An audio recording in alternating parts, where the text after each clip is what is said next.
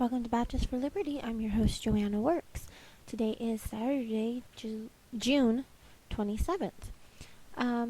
We took last week off because I was on a trip, and then this week we were originally planning on recording with, while I was in Chicago, so that I could record the episode with Andrew Sullivan, my co-host, in person. However, it just didn't work out that way. So we're going to do something a little different today. Just work schedules, vacation times, and everything. Sometimes that's got to change plans. There's been two major stories in the news this past week, 2 weeks, but especially the past few days, it seems. One would be on the role and place of the Confederate flag in today, whether we should be using it, whether we should ban it, where does one's liberty with the flag and another person's begins, and what does it actually represent? And of course, the other big story is on the Supreme Court's ruling regarding same-sex marriages, as they call it. Now, both these subjects we talked about last summer, actually. I believe they were both in the months of June and July. The last subject regarding same-sex marriage, I had talked with my hosts, Brother Stephen McCool and Sister Kimberly McCool. And at that time, we were doing half-hour episodes Monday through Friday. So what I'm going to do today is I'm going to take that episode. We're going to do that for our first half. And then there was another episode I'd interviewed a representative from Defending the Heritage on flag waving. That is, those who choose to wave the Confederate flag and talk to people on the street about the history, that heritage, what it represents, and why it's so important to them. So I'm going to use that for our second half of today's episode. Okay? I do hope you guys get some benefits from these. Keep in mind that the cases that we're talking about on the marriage issue was referring to laws and stuff that was coming up last summer in Oklahoma, but nevertheless the biblical principles regarding this that we were speaking of, and even some of the legal principles, are still relevant to today. Okay? We're going to discuss the homosexual movement and marriage in general, and maybe some other issues that relate to that. I've heard something about in the news about homosexual. The court struck down some laws. Yes, just recently, last few weeks, there's been, I believe it's Oklahoma. I'm trying to think if it was Washington State or Oregon. I can't remember which. Not Oklahoma. Oklahoma had tried to set up a gay issue where they would be able to be married or have common law marriages, but in Oklahoma it was struck down, which was good. But at the same time with it, according to our son Stephen Jr., he said that they are now requiring anyone who gets married now within the state of Oklahoma, they must renew their marriage license every 5 years in order to keep their marital status. This is what he calls a backdoor way to get people, when it does come up again in 2018 for a vote, to just cower down and accept the gay marriage as something common in Oklahoma. So that's Yeah, it's kind of like they have added something to what was already there. That, you know, when it comes up for vote again with the public, they'll vote for it and not even think about it. And we see that in politics a lot, where they'll add pieces to a bill that have nothing to do with the bill. Okay, so let's back up for just a second. Okay. What was the bill that was struck down in Oklahoma? Was this to It was, prevent homosexual marriage? To allow it, to allow homosexual marriage. yes, they struck down to allow homosexual marriage. So they're not going. It's against the law for homosexuals to get married in Oklahoma Okay, and so was this by vote that it was struck down or the court system? by the court system. Vote. Well, they voted a few years ago, but it was brought up in a court case, and the judge struck the homosexual down on it. Okay, so did the people of Oklahoma voted for a law in favor of homosexual marriage, and the judge struck it down? No. The people of Oklahoma voted against homosexual marriage. Okay. A group of homosexuals came in and tried to counter that through a court case, and the judge struck down that the lawsuit? The lawsuit, yes. Okay. So because the homosexual movement didn't get what they wanted in the voting booth, they sued to try to get their way, and they still lost. Right. But now we get this added measure that you have to renew your marriage license every 5 years. Yes, that was a part of another legislation that happened shortly after that said we're going to table the gay agenda right now, readdress it in 2018, and then, but at the same time, we're going to make a heterosexual couple renew, like a driver's license. Okay, so, wow. I've never heard of this renewing. And there's so many things going on with marriage, and people focus on the homosexual thing, and I mean that's definitely an issue. But and part of what all this is, it's dumbing everybody down to where when they come back with a vote to the public, when they come back to a vote for the public to vote on homosexual marriage again, they're going to pass it because of all the good things that are going to be included in. Right. You just wear people down until they finally let you. Right. Okay. And Oregon or Washington State won. It wouldn't surprise me if it was Washington. I think it was Washington. Yeah. And there's been a few other states recently in the last few months. The same thing has happened where the people have voted for traditional marriage. They came up and either changed their state constitution or had it added to the state constitution rather, and or just put a law on the books saying that the voters of this state pass a law saying that marriage is between one man and one woman. Well, as long as we're on the state, should marriage be a state issue, federal issue, or not a government issue at all? Well, as it is right now, as it's on the books right now, it should be a state's issue. I don't believe it should be a political issue at all. Marriage is a God issue. God's the one who instituted the first marriage. Covenant issue. It's a covenant issue. Right. Do we shoot ourselves in the foot every time we try to use a law to defend traditional marriage, as they call it, even though it's God-ordained marriage? In the sin-sick world, yeah. And in the way that they're trying to do it, yes, because what they're referring to as traditional marriage is not really traditional. Well, it depends on who you ask, what tradition it is, what tradition is. As far as I know, from what I've read anyway, there's no state in our country that says you have to have a marriage license, for example.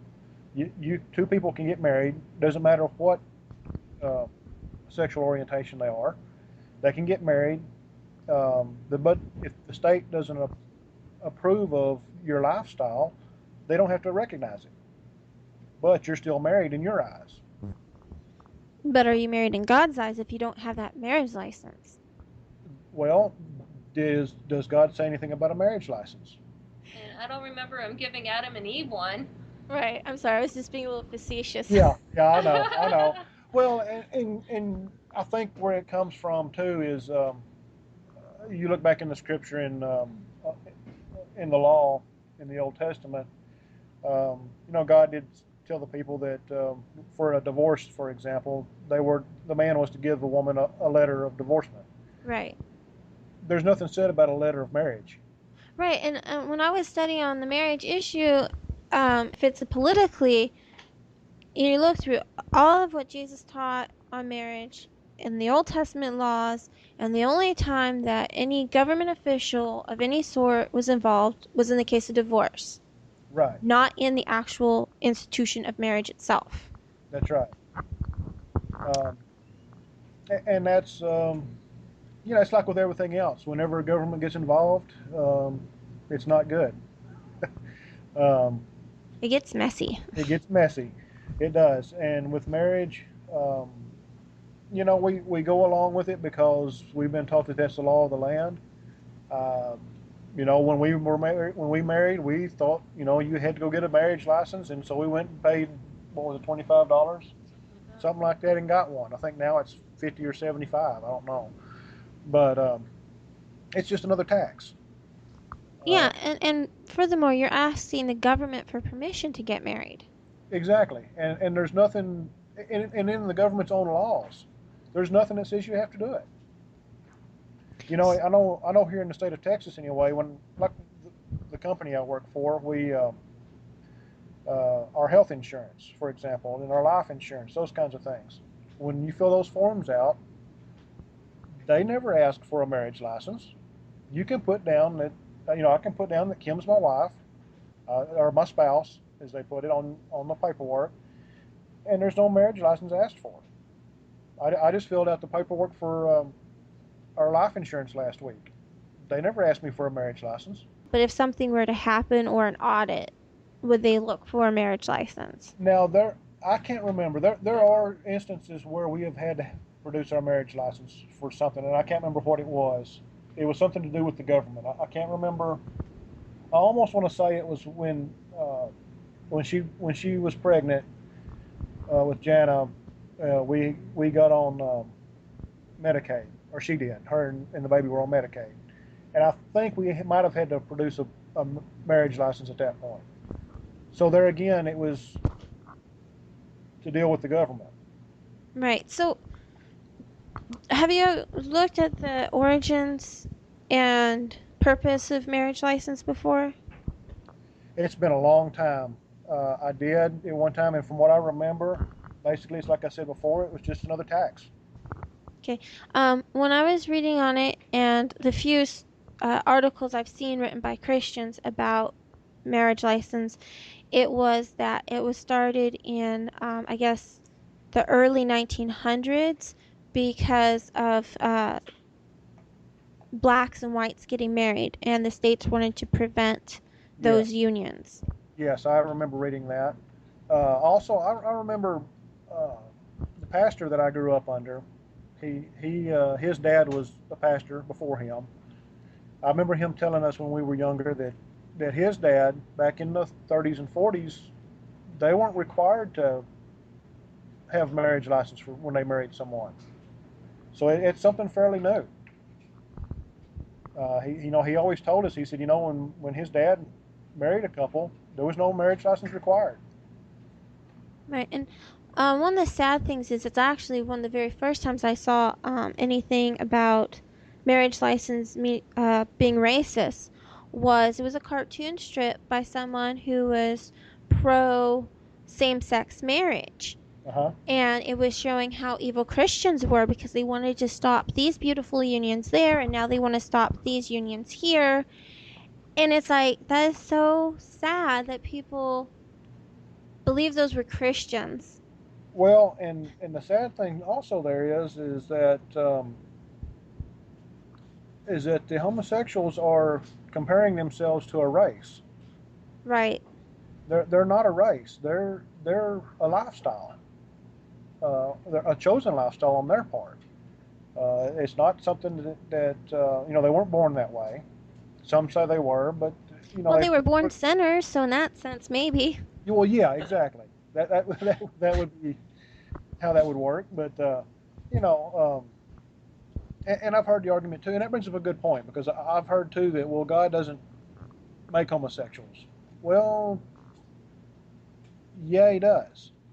You know, being a sovereign God, you know, you look back in the Scripture and look at what He said about, you know, He created the evil for the day of judgment.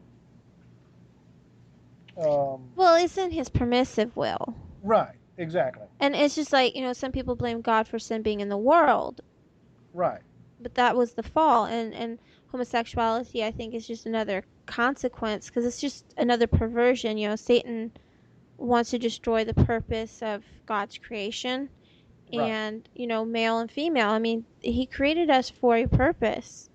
right, And Satan, he'll destroy every aspect of God's creation that he can. right. So, yeah, the homosexual agenda in our nation is it's all about sin and defiling the land. You know, we look. Uh, you know, I don't know. I've never counted, but there's multiple times in the Scripture where the Lord warned us about it. You know, told us not to do it, not to partake of it, not to. You know, it's not to have anything to do, not to have anything to do with it. That it was definitely a sin, and still is. But you know, people get on this kick of, well, you know, we need to love everybody, or God loves everybody. But you know, they don't go back and see that, well, God told us that this was sin. You know, we can't love sin, and if they're living in that sin, um, and have no remorse, no of that sin, then um, you know, how can they be of God? And this brings up, the issue, said, loving people. And we are commanded to even love our enemies. Yes. Um, and I know there's a lot of very godly people in churches of like faith even. They have family members who are in this particular sin. And it Yeah. is a struggle for them to admit that they have family members because of some of the harsh attitudes. And, how do you witness and show the love of God without condoning the sin? Yeah. And I think that's that's tough for a lot of people. Is, you know, how do you still love your family members even though they're living in that sin? Um, and you can. You know, I've Sometimes it's the only love of Christ that they see. yeah. Yeah, it's the only truth that they'll see is your witness, your testimony. Right. And if you cut that off, I mean, what? You're just going to pray for them and not actually show them the gospel? That's right. Uh, And I think if, you know, you speaking of family, I think if we all dug a little bit, we may have some in our family that we don't know about. I mean, I know in my own family, we had some in our family, and I didn't know it growing up. It was hidden from us. Right. You know, when I became an adult, then you get to hearing when you get to hanging around the men away from church and stuff, and you get to hear the jokes about it. You know, I hate to Wow. say that, but you know, that seems to be a Southern thing. I think that they would, hey, you know, this cousin over here is this way, you know, and you're like, really, you know, I didn't know that. And I don't mean to be sounding funny about it, but that's how it is. A lot of families, most especially our parents' generation and maybe the generation before them, hid those things from the younger generation. Even though Right. they knew it was there, they hid it from them. Was that right or wrong? I don't know. Um, I you think know, that you depends try to on. protect your children from that. You know, Right. Again, where I grew up in the northeast, it wasn't flaunted and stuff, but it wasn't hidden either. We knew, and so it's been one of the funny quirks about us getting together and our blended marriage because we do have those political issues that are hot button down here that are more commonplace where I grew up. So, yeah, it's been an interesting road to walk. Yeah, it's probably been very educational too. Yeah, because a lot of the things that a lot of the things that we down here we don't talk about in public, she's used to talking about in public. Oh, So it causes a problem sometimes when you get to in a family gathering, family um, get together of some kind, and she brings something up that and everybody's like, we can't believe you just talked about that. And I've worked with people that were homosexual, do now, um, and of yeah, course, I have too. do what? I've worked with some people who were very open Well, about see, their homosexual. I've worked with some that were very open about it. I've worked with some that weren't. Uh, some you thought might be because of the way they acted, and then you find out later that they're not. Right. In that case, you have to be careful not to accuse somebody of something that they're not. But on the other hand, you've got those that you know for sure are, but you still pray for them. You still treat them like you do everybody else. With me being, I'm a supervisor, so I have to. I can't discriminate against anybody, Right. and wouldn't. Even the ones that don't work, the ones that don't work for me, the ones that work for somebody else, I don't discriminate against them. Um, it is uncomfortable and can be uncomfortable at times, most especially when people are planning their vacations and they kind of tell you a little bit more than you want to know in a graphic way. But I mean, they'll just tell you, hey, me and my significant other are celebrating our anniversary, and I'm like, okay, I really didn't want to know that, and I don't have they don't have to tell me why they're taking off. They can take off, and I just say okay, fine. But they want to be like everybody else and talk about their home life, Right. and so as their supervisor, I listen. Now, You know, as their supervisor though, and then they do mention their home life, do you ever get to use that as a springboard to witness to them?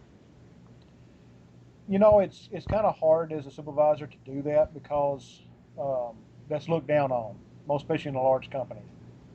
Actually, you can be, they can file ethics complaint against you for it. The best thing I've tried to do is just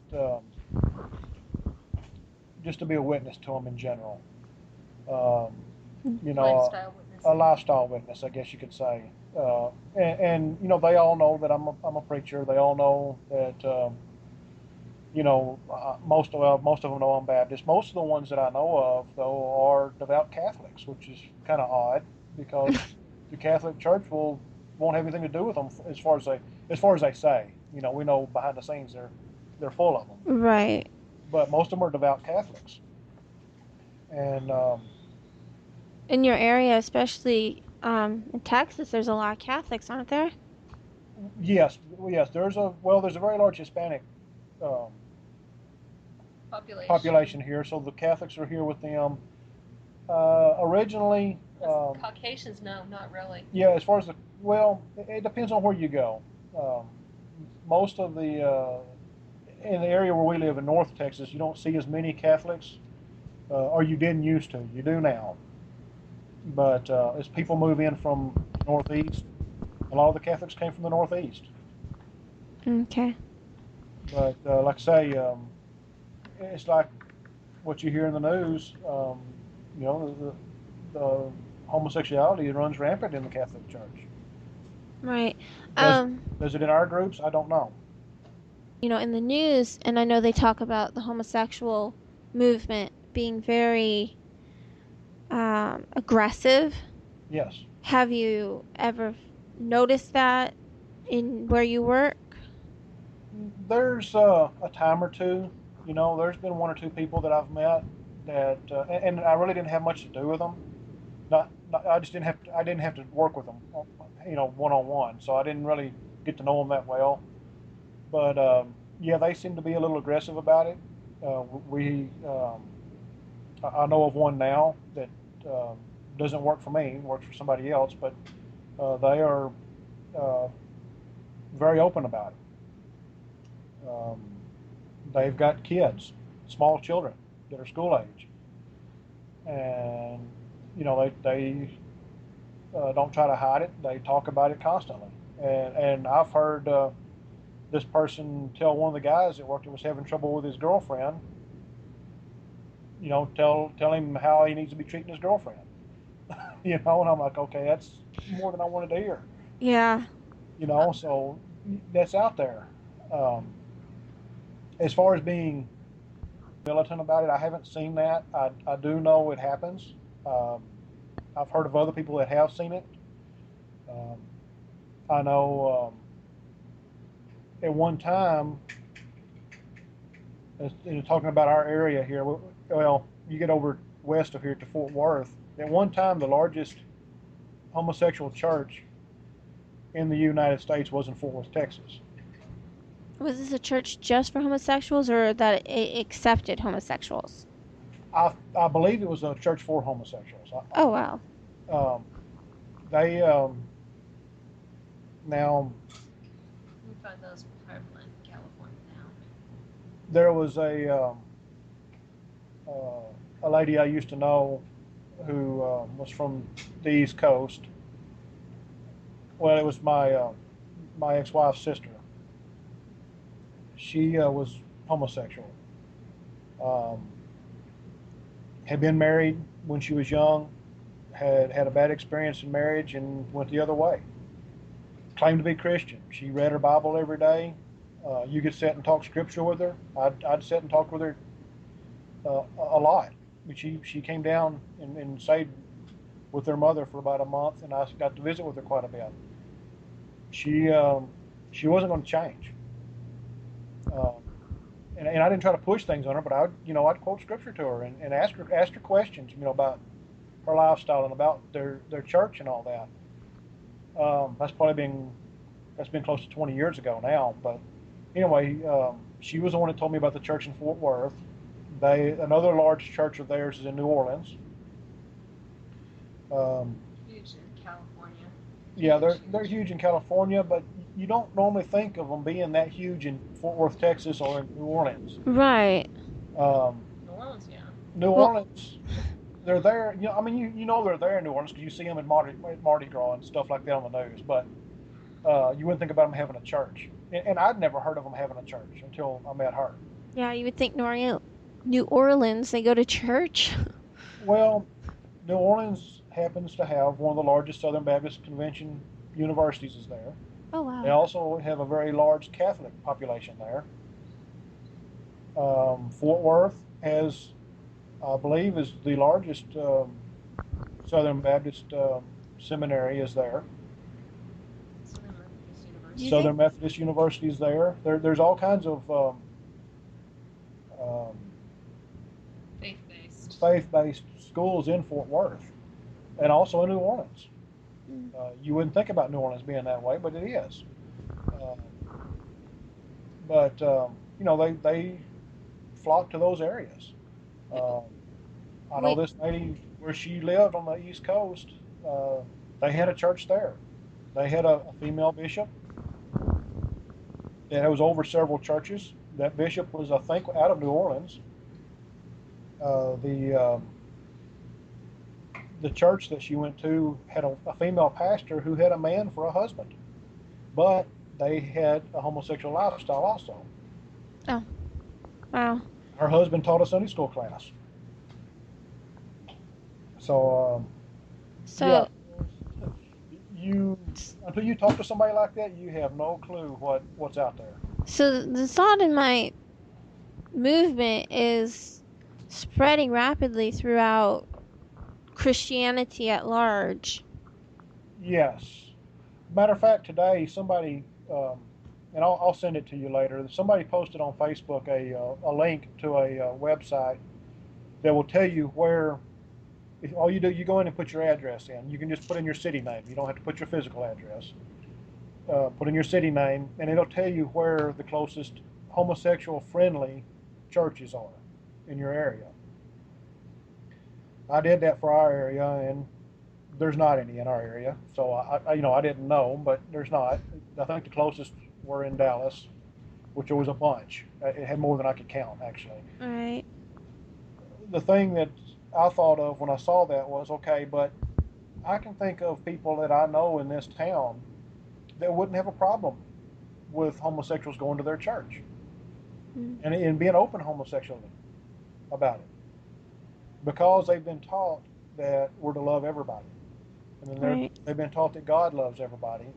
So we have to let these people come worship. All right. Back to love and our daily walk. You know, I think a lot of people are confused on what love in general is. Yes. Anyway, so then of course they're confused in how God loves us and how we're supposed to show that back, even to lost people. In a political sense, and voting and measures that we're supposed to support, as believers, is homosexuality actually a political issue? It is, but it shouldn't be.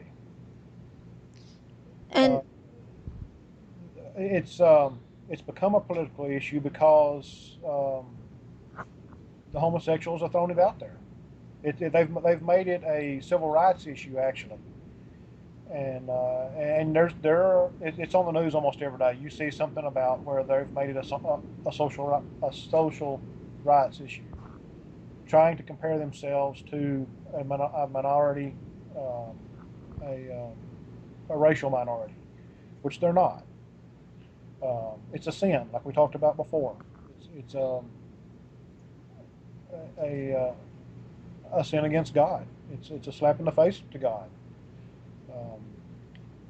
so how do we, I don't want to use the word fight, but stem the tide of this and defend God's definition of marriage? Well, number one is through prayer. Two is through, like this paper that you've got, through our, our pastors need to be teaching on these things. We need to be witnessing to people on these things. And you can do it. I know people get scared because they think, well, they're going to file a lawsuit against me if I say something, or at work they're going to file a grievance of some kind against me. But we still have freedom of speech in this country, and whether people want to admit it or not, we can still talk about those things. But you got to do it. The Lord told us to preach the truth in love, and you got to do it in a loving way. Being militant like they have been is not the way to do it. Now for part 2 of this week's podcast is an interview with Barry Isenhour of Defending the Heritage. Again, this interview was conducted July of 2014. Both the Defending the Heritage and the Virginia flagging have two main elements. One is on the Facebook, the Defending the Heritage is basically just doing that, defending our Southern heritage and educating in a large way. There was a lot of our posts are just good, solid history, educating folks about the war between the states and the view of the Southern patriot, essentially.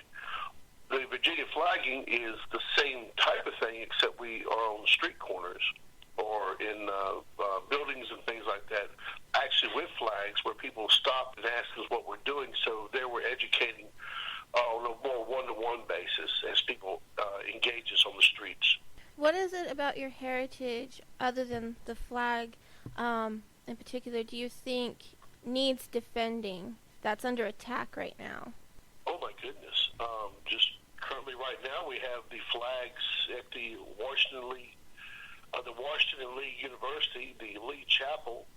The president has decided to actually surrender to a bunch of radical students who don't like the flag in a chapel. So he's taking them down.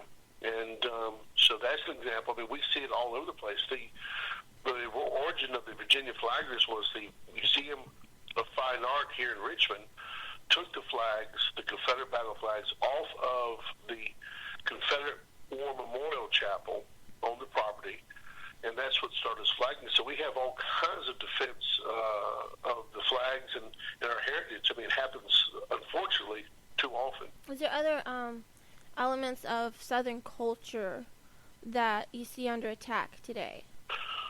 Well, we don't really deal with anything outside of what the Southern soldier went through. Excuse me. Our goal is to honor the Confederate soldier who, in all cases, regardless of what state they came from, whether it was Virginia, North Carolina, South Carolina, etc., they all were called by the individual states to defend those states against an invasion, an unconstitutional and indeed an illegal invasion of their homes and property. So we try to honor them and put their viewpoint out there of what they fought for and in many cases died for. And then, of course, you have on defending the heritage, we have the aspect of the Reconstruction years, to where the ones that did survive, how they had to go through brutal military occupation and all kinds of things that is unimaginable today, but they did go through it. So that's where we focus. The Southern culture in general, I think Hollywood speaks volumes about how they always are misrepresenting Southern culture, but that's another thing. That's totally out of our purview. Our purview is about the soldier, the veteran, the Confederate veteran, and the Confederate soldier. That's what we focus on. I think that brings the Civil War, I think, raises a lot of interesting perspectives on Christians in warfare. Are you, sir, a professed Christian? Yes, I am. Okay. In fact, I'm glad you brought that up. Battle flag that we are so often associated with as a racist flag in today's contemporary society is nothing of the sort.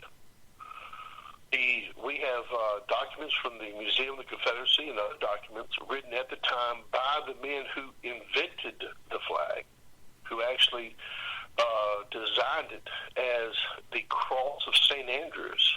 I don't know whether you're familiar with the Cross of St. Andrews.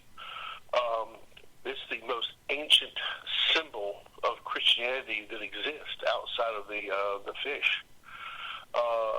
St. Andrews, as you know, was one of Christ's disciples, and he was crucified, standing up, basically stretched out in the on the cross, diagonal, like the Confederate battle cross, and he was actually alive. They actually had him out. The Roman governor of the region had him on this post to be eaten by wild animals, and instead he preached so many conversions to Jesus that after 3 days the governor demanded that he be released.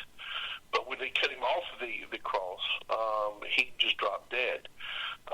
So that is the most ancient Christian symbol there is. And in fact, the Confederate officers, particularly General Beauregard, some people may have heard of that particular general, was one of the generals who adopted the St. Andrew's Cross as opposed to the Crusader Cross, which we're all familiar with the Crusader Cross, because they did not want to exclude the Jewish Confederates.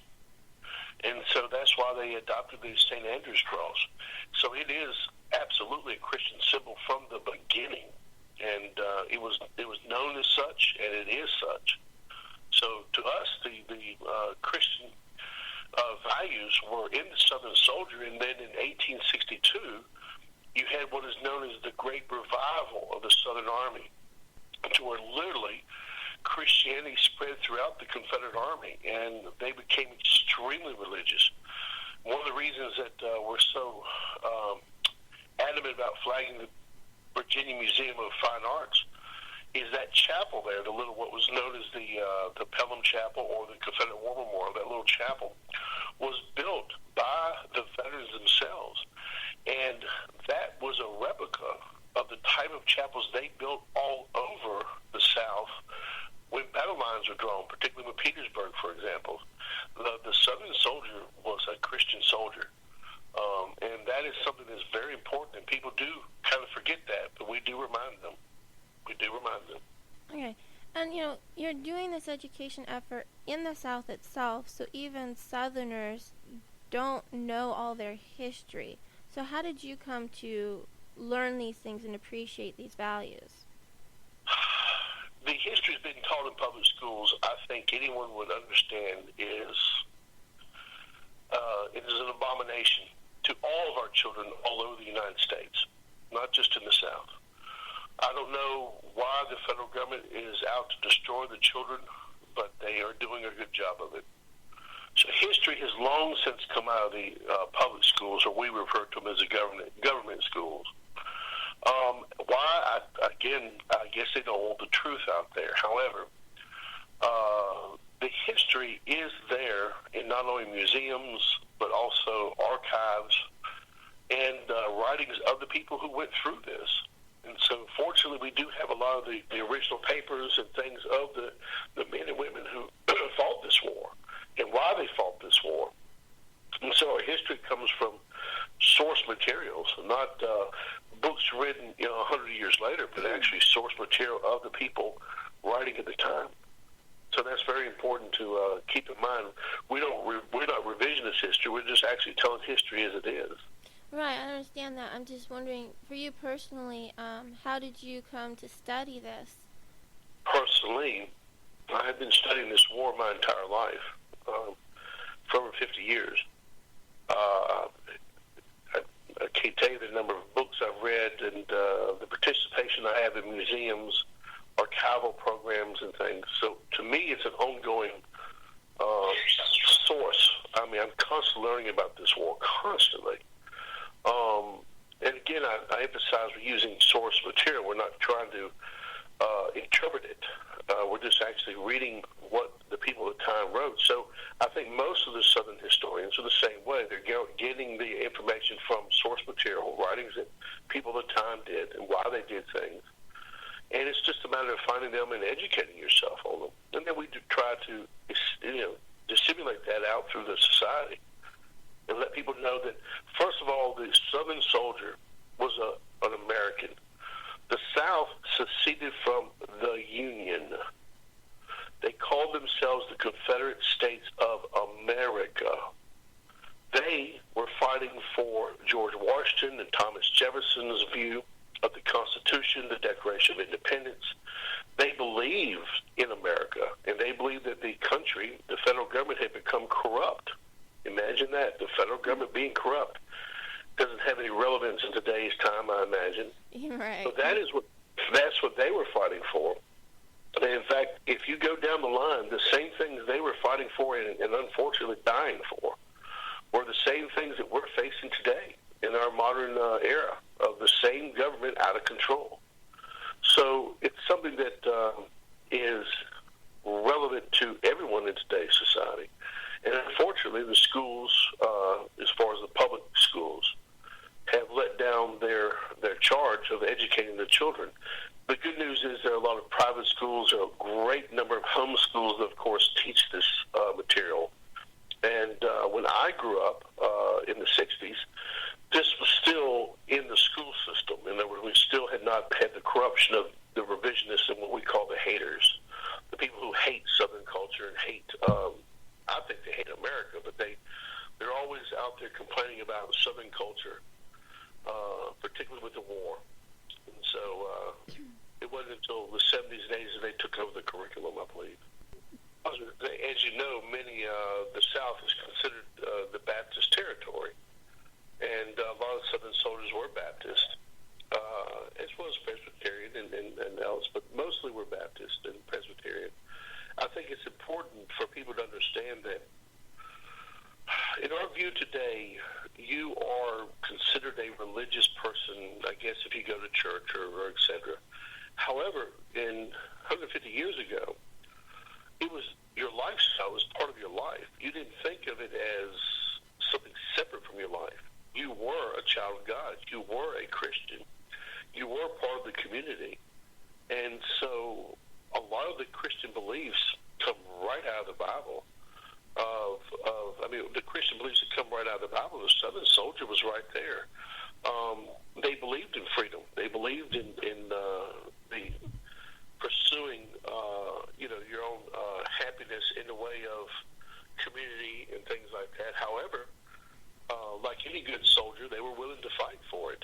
And I believe that they upheld in an incredible way God's truths, because they were not a pillaging, conquering army as so many armies of the past. They literally were Christian soldiers fighting to defend their homes. And it's amazing how what they went through, when the average person understands what they went through, and kept their Christian beliefs even after defeat, after the war. It shows how much the Christianity was in their life as part of them. It wasn't a separation from them. It was part of them. Right. One of the things that I was wondering about is, there's a lot of movies and people get their ideas of the Civil War, I think, more from entertainment and movies. And one of the big ones in the last couple of years was that movie Lincoln. Mm-hmm. Did you see that movie?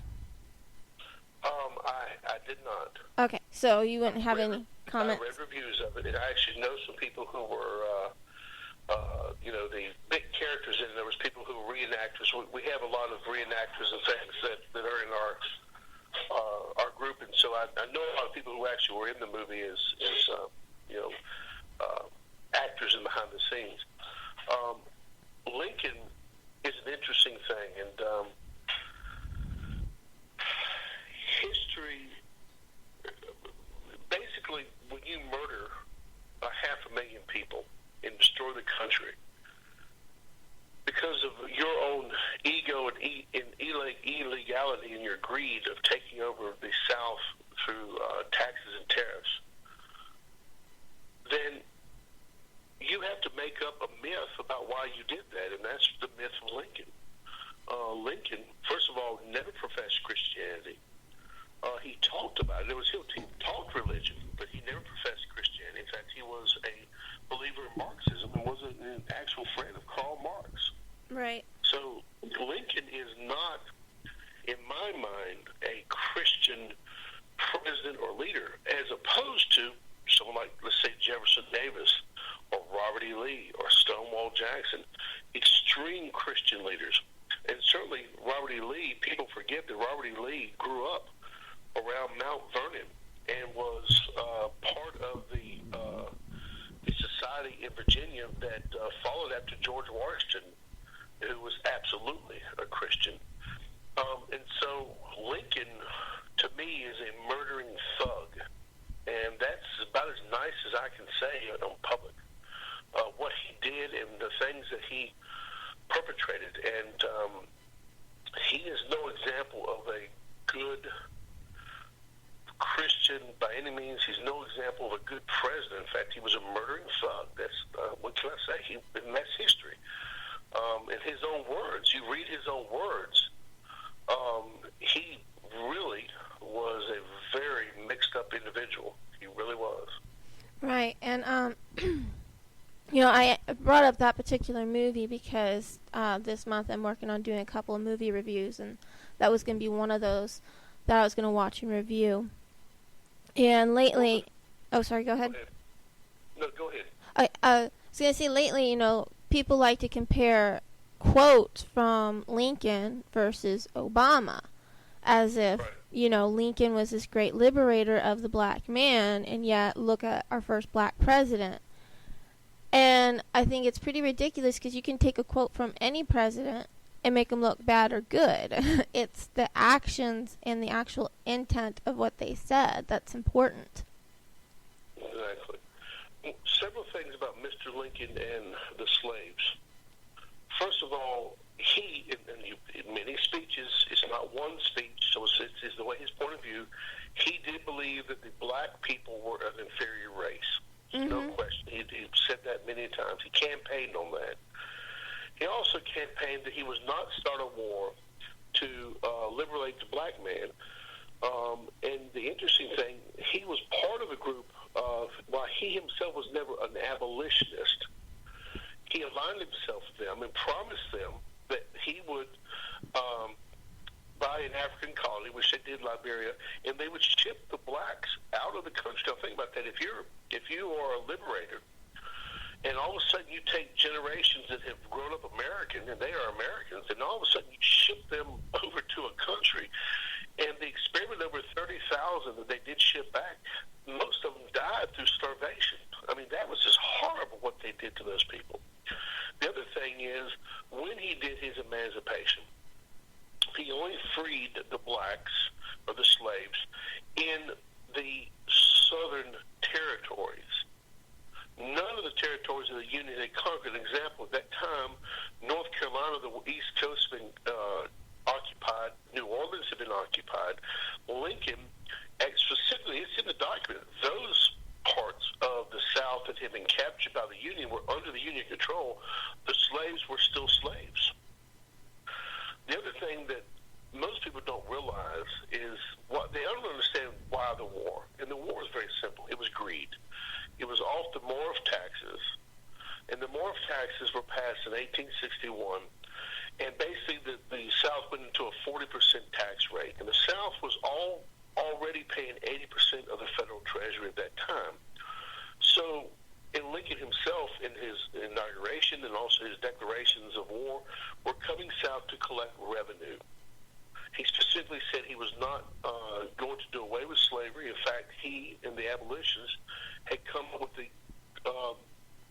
Corn tariff, the Corn Amendment, which would have been the 13th Amendment. It went through Congress, was passed. That the states that currently had, if the South would come back into the Union, the states that had slavery would be allowed in those territories into perpetuity. And so, again, he was no free person of the blacks. In fact, he was a murdering thug, because a lot of the blacks, an example we just found out in Vicksburg, where they have the mass graves of thousands of black slaves who were put in the territory, a swamp, basically. They contained them there, and they basically starved them there. And these were theoretically freed blacks who the men were conscripted. In other words, they were forced into the military service. The women and children were forced into these basic concentration camps and died. But that was right now on the news last week, of how they found more skeletal remains of these poor souls.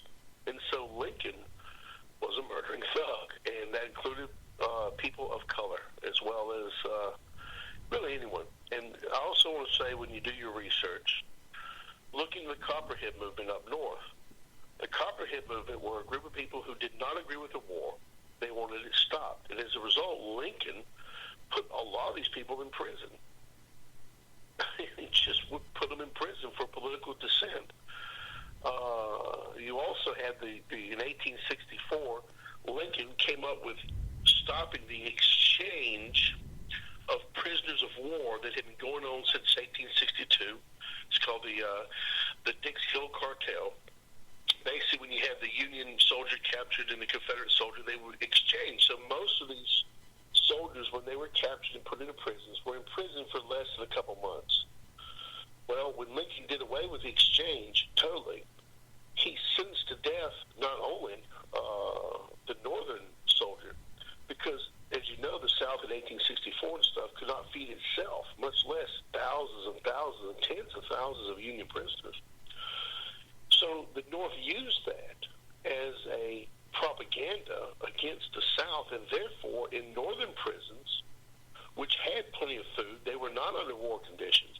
They purposely starved and murdered Confederate prisoners of war. I mean, this is absolutely, we just found out a couple months ago that in Point Lookout, Maryland, which was the number 2 murder place, the Union forces had murdered about 3,500 Southern boys out there, and the conditions of which they were in that prison were unbelievable. However, we just found some ledgers that the Union people kept at the National Archives, and this history now shows that there is an additional 5,000 more Confederate soldiers murdered at Point Lookout. It's just unbelievable. The war crimes that Lincoln, absolutely, in his administration, this perpetrated. It's just unbelievable. When you look at that, you really can't believe it happened in America, but it did. Mhm. Yeah. So, and I have no sympathy for Mr. Lincoln. In fact, I believe, from a Christian point of view, he was possessed by multiple demons, and he was a child of Satan. That's my personal view. That's not a Flagler view. That's not a defensive heritage. That is my personal view that Lincoln was possessed, and he was a child of Satan. I don't know how else to describe his actions. Right. I mean, mass murderer, it's pretty hard to defend. Well, yeah, he did it. I mean, he just was unbelievable. Okay. I have 2 more questions before we run out of time. The first one is, in the North, Unitarianism became really popular. So it was Christianity by the sword. In the South, did Unitarianism find any footholds? No, it didn't. In fact, we were in church the other day, in a Baptist church, and they sang the Battle Hymn of the Republic. And the group of us who were there did not sing it, because that was written by a Unitarian, and in that song, which many people sing in churches all over the country, South, North, that was written exactly what you said. It was reconciliation, Christianity at the sword. It was amazing. So in the South, I would say Unitarianism did not take off. In fact, it's one of those things of Reconstruction that is abhorrent to the Southern soul, because it is so unchristian, I guess would be the word for it. So, not big in the Unitarian movement, although I'm sure that there's Unitarian groups in the South. I mean, I'm sure that there are, but as a whole, that is not something that the Southern person, certainly the Confederate soldier, accepted. Okay. Do you have any idea why it worked, and how it could become so popular in the North, who also claimed to be a very Christian country? Because of the difference in the type of Christianity that came to the North through the Puritan movement versus the South, which were the Episcopals and basically Protestant movement. That's where you start the difference. You have 2 different attitudes, 2 different type of people, and I don't really want to go into the Puritan base movements of the North, Massachusetts, Rhode Island, etc., but it's a different style of Christianity. It was invented by radical groups in Europe that basically were kicked out of Europe. The Pilgrims, to me, are an example of what's wrong with the country. What they did to not only the Indians, which were the tribes, peoples that they encountered, they enslaved them and murdered them. And actually, that was the first slavery in the country, where the Puritans taking the natives. Whereas in the South, you had the Virginia colony, etc., that integrated with the Indian population. I've always said the South is a melding pot, where the North is a melting pot. The melting pot of the North, you either get in line or you will conform to the Northern way, and I think that comes strictly from the Puritan view of their version of Christianity, which is not the Protestant view, which even the Baptists were not necessarily Protestant; they were anti-Baptist. But they came out of that Martin Luther and Calvin and a lot of the other folks who wanted to reform the Catholic Church. So the real Christianity, to me, came into the South. It did not go into the North. And that's why the Northern view of Christianity is so different. In today's world, too, as well as at that time. Two different philosophies of what Christianity is. Right. Okay, and that's strictly my opinion. Right. I just want to say, regarding the Pilgrims, they weren't actually Puritans; they were separatists, which a lot of historians will confuse. You're right, but again, I use the Puritan as a catch term for all those groups that came in up north. Go ahead. I put them in the same boat. Sorry. All right. But you're right. Technically, they were not Puritans; they were separatists. Yeah, and But yeah, Baptists, the Anabaptists, they come before the Protestant movement too. I have to agree with you on that one. Okay, so just a final question to wrap up. Where do you recommend people to start on reading and researching on these issues? In the actual libraries and in history museums that have these documents. Some stuff, there's a lot of documents on the National Archives. That the federal government does have a system of some of these things now available. But most of it are going to be in small local libraries or museums that have these archives. So they're all over the South.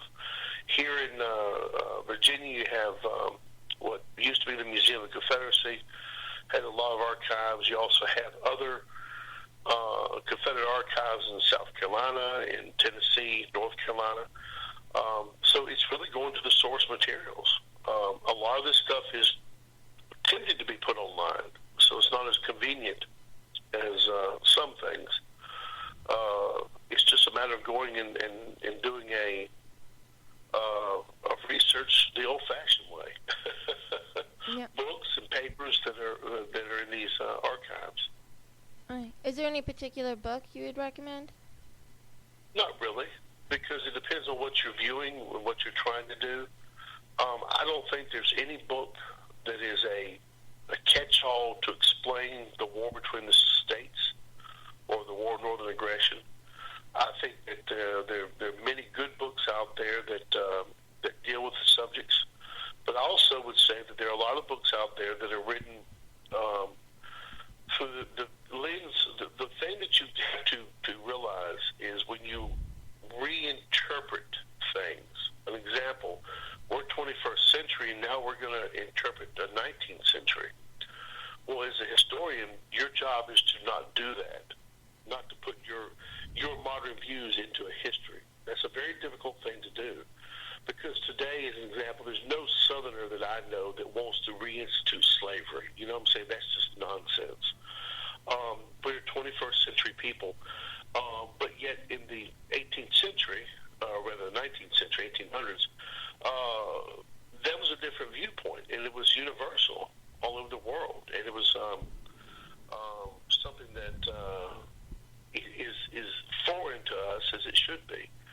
Although there is modern slavery today in Africa, usually the Muslims are doing a lot of slavery, as they still do. But it's something that we have to be careful of. So when you read a book, you find a book, look out at the author of where they're getting the material from. Are they going to the source material, actually what Robert E. Lee wrote, or actually what Jefferson Davis wrote, or they are interpreting their view of what the history should be? That's the difference. There are a lot of books out there that tell you their opinion. You just want to find the source materials, and usually it's letters. There was diaries written at the time. They were published at the time. Literally the papers. There are entire books of papers of Robert E. Lee and other Southerners that you can. I mean, the actual papers that they wrote, the letters and things, and that's a start.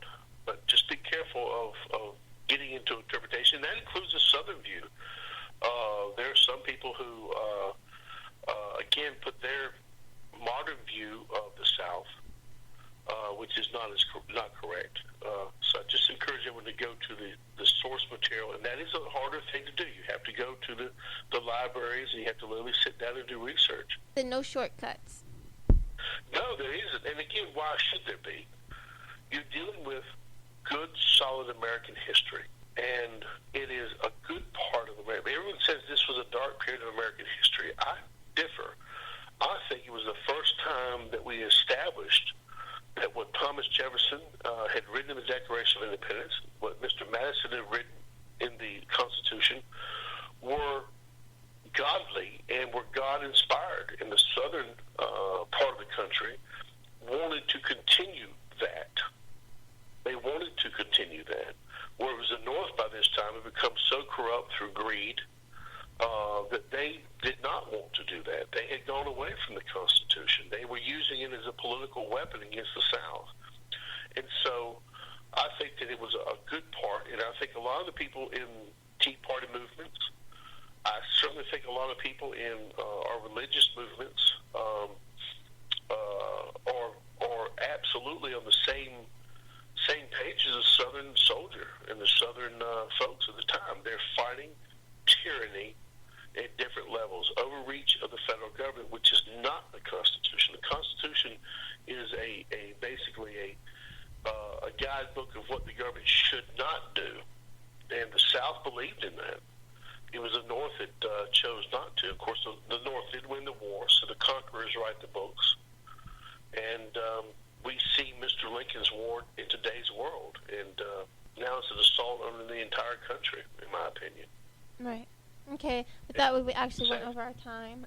This is my opinion of things. As far as the Virginia Flaggers and the Heritage Defense, we're out there promoting with the soldiers. That's what we do. We want people to realize the Confederate soldier was an honorable American veteran who fought to save their family from an invasion. And that's what we stand for, and that's why we do what we do. All right, once again, it is time for our Proverbs reading.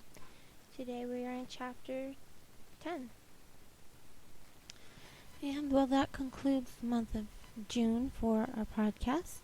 Next month we'll be starting our new topic for the months of July and August, which will be on idolatry, nationalism, and symbolism. I know it's a rather broad subject, and there's not like just one word we could throw at it. Like this time, our word was order. So I'm looking forward to getting started on podcasts on those, as well as working on the next newsletter. For our closing scripture, I'm going to just read our Bible verse that was our theme verse for May and June. Psalms 119, verse 133. Order my steps in thy word, and let not any iniquity have dominion over me.